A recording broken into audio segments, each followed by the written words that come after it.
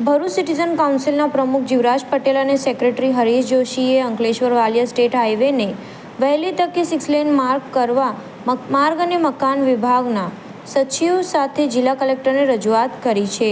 ઔદ્યોગિક શહેર અંકલેશ્વરથી વાલિયાનો રાજ્ય ધોરીમાર્ગ એ નેત્રંગથી સાગબારા મહારાષ્ટ્ર રાજ્યને જોડે છે. આ અતિ મહત્વના રાજ્ય ધોરીમાર્ગ GJSH 13 ઉપર દરરોજ 10,000થી વધારે ભારે વાહનોની અવરજવર થતી રહે છે, જેને કારણે પારાવાર ટ્રાફિકની સમસ્યાઓ ઊભી થાય છે. આ રાજ્ય ધોરીમાર્ગ એ અંકલેશ્વર GIDC રહેણાંક વિસ્તાર અને આસપાસના ગામો કાપોદ્રા, ભડકોદરા, કોસંબડીને અડીને આવેલ છે અને જેને કારણે નાગરિકોની અને રાહદારીઓની અવરજવરનું પ્રમાણ ખૂબ વધારે છે. છેલ્લા 5 વર્ષમાં આ રોડ ઉપર માર્ગ અકસ્માતમાં 25થી વધુ લોકોના મૃત્યુ થયા છે અને અનેકો ઇજાગ્રસ્ત બન્યા છે.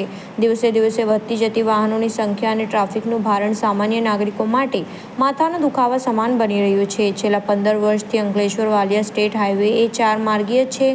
6 માર્ગીય બનાવવા અંગે અવારનવાર રજૂઆતો રાજ્ય સરકાર સમક્ષ કરાઈ છે, પરંતુ આ દિશામાં હજુ સુધી કોઈ નક્કર કામગીરી આગળ વધી હોય એવું ધ્યાને આવ્યું નથી. પ્રજાની સુખાકારી કેન્દ્ર સ્થાને હોવી જોઈએ અને એ પણ ખાસ કરીને એવા વિસ્તારો કે જ્યાંથી મબલક આવક વિવિધ કરવેરા રૂપે રાજ્ય સરકારને મળતી હોય. તેથી ભરૂચ સિટીઝન કાઉન્સિલે આગ્રહપૂર્વક વિનંતી કરી છે કે અંકલેશ્વર ઔદ્યોગિક વસાહત થકી રાજ્ય સરકારને નોંધપાત્ર આવક થાય છે, ત્યારે આ પાયાની જરૂરિયાત ઉપર માર્ગ અને મકાન વિભાગ વિશિષ્ટ ધ્યાન કેન્દ્રિત કરે. સ્ટેટ હાઈવેને 6 માર્ગીય બનાવવા ભરૂચ જિલ્લા કલેક્ટર તુષાર સુમેરાને પણ આવેદનપત્ર આપી આ બાબતે પરિણામલક્ષી સમાધાન લાવી લોકોને પડતી અવગણતામાંથી છુટકારો અપાય તેવી શ્રદ્ધા વ્યક્ત કરાઈ છે.